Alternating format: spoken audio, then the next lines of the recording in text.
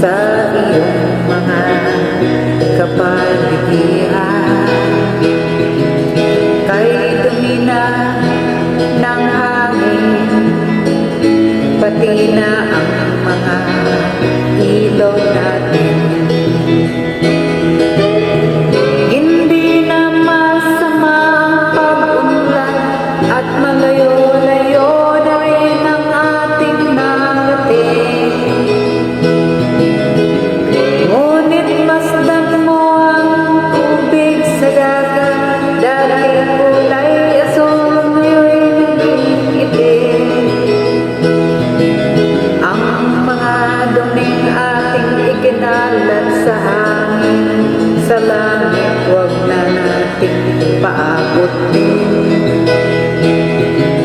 Upang kung tayo'y pumanaw man sa hiwang hangin, sa langit na lang natin matitikman.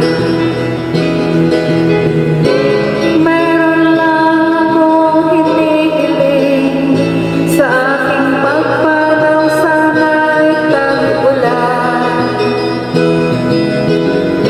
Gitara ko ay aking dadalhin, upang sa ulap na lang tayo magkantahan.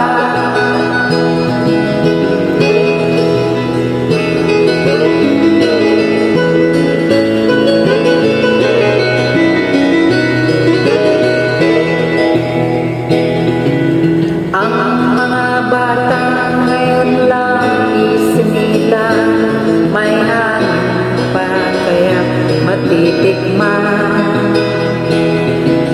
May mga puno pa kaya silang aakyatin, may mga ilog pa kayang lalamuyan.